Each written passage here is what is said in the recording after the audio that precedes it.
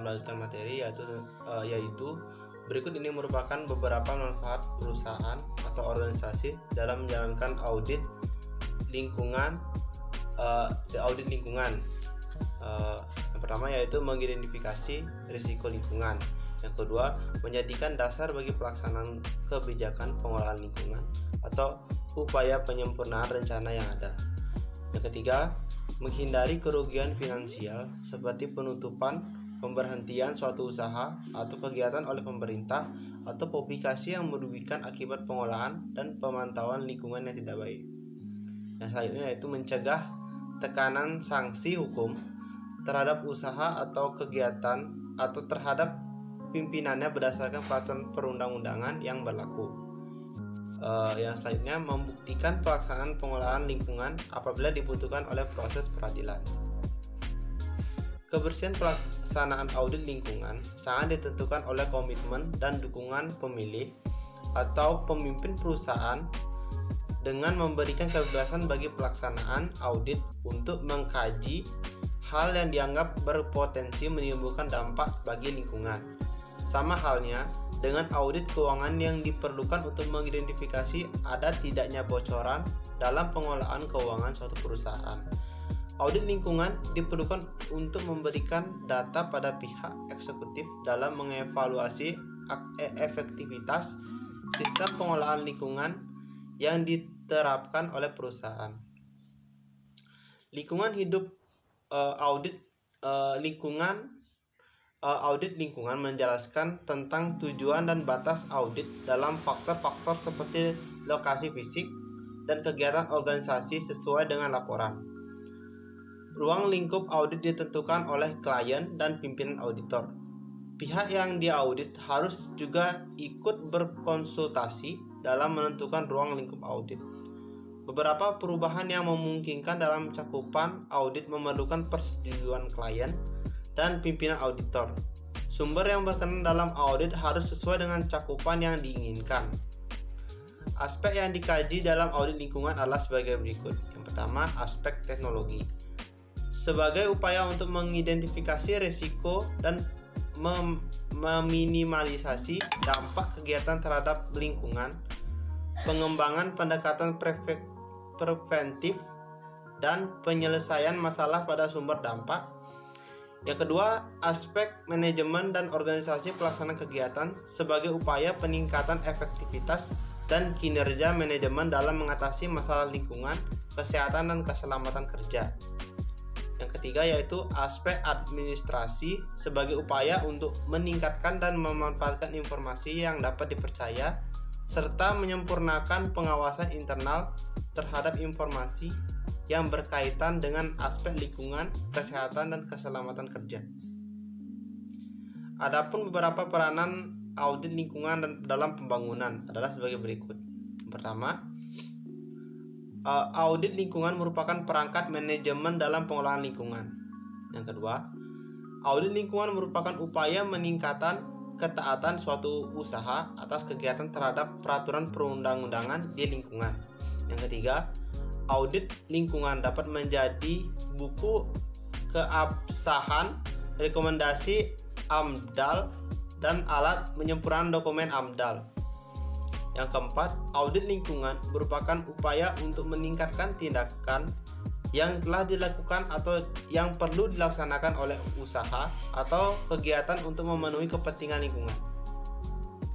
Yang materi selanjutnya yaitu auditing sebagai komponen materi lingkungan.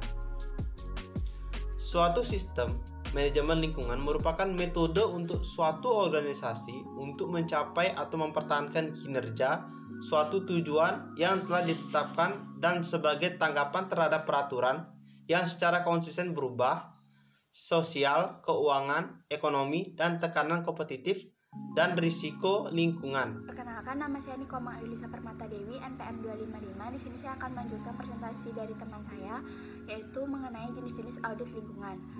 Audit lingkungan hidup ini ada yang bersifat wajib dan ada yang bersifat sukarela. Audit wajib dilakukan kepada usaha dan atau kegiatan tertentu yang berisiko tinggi terhadap lingkungan seperti petrokimia, kilang migas, dan PLTN. Audit ini harus dilakukan secara berkala. Yang kedua, penanggung jawab usaha dan atau kegiatan yang menunjukkan ketidaktaatan terhadap peraturan perundang-undangan. Apabila penanggung jawab usaha ingin mempublikasikan laporan hasil audit lingkungan, maka audit lingkungan tersebut harus dilakukan oleh auditor lingkungan hidup eksternal. Auditor lingkungan hidup ini terdiri atas yang pertama auditor lingkungan hidup perorangan, yang kedua ada auditor lingkungan hidup yang tergabung dalam lembaga penyediaan jasa audit lingkungan hidup. Selanjutnya ada kompetensi. Auditor lingkungan hidup yang dapat melaksanakan audit lingkungan hidup adalah auditor yang mempunyai sertifikat auditor lingkungan hidup. Yang selanjutnya penilaian kompetensi. Penilaian kompetensi ini dilakukan dengan menggunakan data atau informasi yang meliputi pertama latar belakang pendidikan, yang kedua pelatihan di bidang audit lingkungan hidup, yang ketiga pengalaman kerja di bidang lingkungan hidup, yang keempat pengalaman melakukan audit lingkungan hidup. Selanjutnya, penerbitan sertifikasi. Kompetensi penerbitan sertifikasi kompetensi auditor lingkungan hidup dilakukan setelah lulus penilaian kompetensi. Kriteria untuk memperoleh sertifikat kompetensi auditor lingkungan hidup meliputi kemampuan untuk yang pertama, memahami prinsip, metodologi, dan tata laksana audit lingkungan hidup. Yang kedua, melakukan audit lingkungan hidup yang meliputi tahapan perencanaan, pelaksanaan, pengambilan kesimpulan, dan yang terakhir merumuskan rekomendasi langkah perbaikan sebagai tindak lanjut audit lingkungan hidup. Baik, sekian presentasi dari saya. Nanti selanjutnya akan dilanjutkan oleh teman saya. Terima kasih. Perkenalkan, saya Putri Artina Putri, NPM 236. Di sini saya akan melanjutkan presentasi dari teman saya, yaitu tata cara audit lingkungan. Tata cara audit lingkungan. Peraturan Menteri LH Nomor 17 Tahun 2010 menyatakan bahwa tata cara audit lingkungan diatur dalam peraturan menteri. Namun, sampai dengan pertengahan tahun 2011, permen ini belum diterbitkan. Walaupun demikian, pedoman umum melaksanakan audit lingkungan telah diatur dalam keputusan Menteri LH sebelumnya, yaitu Keputusan Menteri Lingkungan Hidup Nomor 42 Tahun 94. Kepmen ini mengamanatkan agar audit lingkungan dapat memberikan informasi mengenai sejarah atau rangkaian suatu usaha atau kegiatan rona dan kerusakan lingkungan di tempat usaha atau kegiatan tersebut, pengelolaan dan pemantauan yang dilakukan serta isu lingkungan yang terkait. Yang kedua, peraturan rona lingkungan sejak usaha atau kegiatan tersebut didirikan sampai waktu terakhir pelaksanaan audit.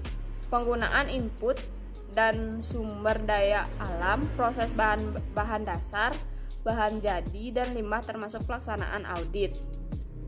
Identifikasi penanganan dan penyimpanan bahan kimia, B3, serta potensi kerusakan yang mungkin timbul.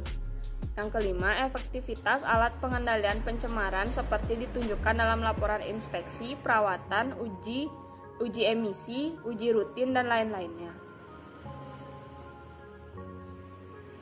Keputusan Menteri Lingkungan Hidup Nomor 42 Tahun 94 menyatakan bahwa audit lingkungan mempunyai karakteristik dasar sebagai berikut.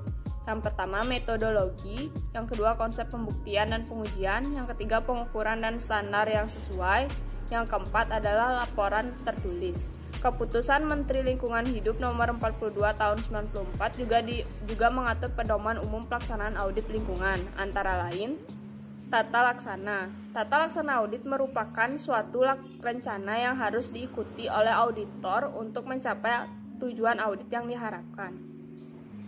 Tata laksana audit yang umum digunakan antara lain daftar isian, checklist, daftar pertanyaan, dan pedoman. Pelaksanaan audit meliputi tahap-tahap. Yang pertama, pendahuluan, pra-audit, dan kegiatan lapangan. Sekian presentasi dari saya, dilanjutkan oleh teman saya. Terima kasih. Di sini saya akan melanjutkan presentasi dari teman saya, yaitu manfaat audit lingkungan. Pada awalnya, audit lingkungan digunakan untuk mendapatkan gambaran tentang perilaku korporasi terhadap status lingkungan, dampak, dan upaya pengendaliannya. Jika korporasi mulai dituntut untuk mengendalikan dampak lingkungan, audit lingkungan menjadi alat untuk pentaatan atau compliance terhadap regulasi internal maupun eksternal. Adapun keuntungan dan kerugian dari audit lingkungan. Yang pertama, menimbulkan pentaatan yang lebih baik. Dengan melakukan audit lingkungan, maka manajer perusahaan akan menjadi lebih taat akan peraturan dan standar yang berlaku.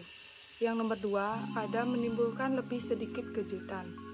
Dengan adanya audit lingkungan ini, maka segala sesuatu yang ada di lokasi perusahaan terpantau secara lebih baik, sehingga jika ada hal yang menyimpang atau kurang dapat diketahui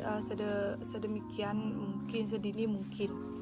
Yang nomor 3, menimbulkan lebih sedikit denda dan gugatan.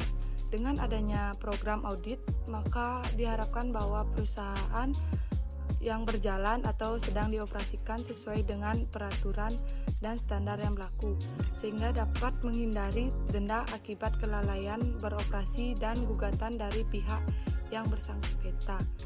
Sekian presentasi dari kelompok kami. Bagi teman-teman yang ingin bertanya, dipersilakan bisa mengajukan pertanyaan di forum diskusi yang sudah kami siapkan. Terima kasih.